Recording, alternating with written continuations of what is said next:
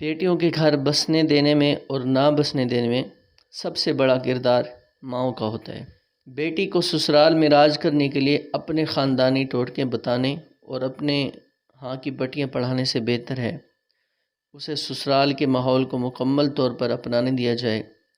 دنیا داری پر نصاب کے لامحدود لیکچرز اور پریکٹیکل آپ نے کروا دیے تھے، اب باقی کی ٹیوشن ساس کو دینے دیں تاکہ وہ نئے نئے دنوں میں بہو کو اپنے گھر کے مطابق سیٹ کر لیں، ان کے گھر کے رسم و رواج میں کیڑے مت نکالیں۔ آخر آپ نے آنے والے رشتوں میں بہت دیکھ بھال کے بعد بہترین خاندان چنا تھا، اب ان کے طور طریقوں میں خرد بین سے کیڑے مت نکالیں، نہ ہی ان کے گھر کے مسائل کو اپنے گھر کے بیک گراؤنڈ میں رکھ کر حل کرنے کی کوشش کریں۔ میکے کے طریقوں کو ترجیح مت دیں۔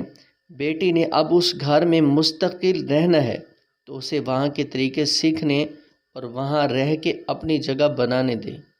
جب تک بیٹی آپ کے پاس تھی آپ نے جو تربیت کر لی وہی اب اس کا امتحانی پیپر ہے۔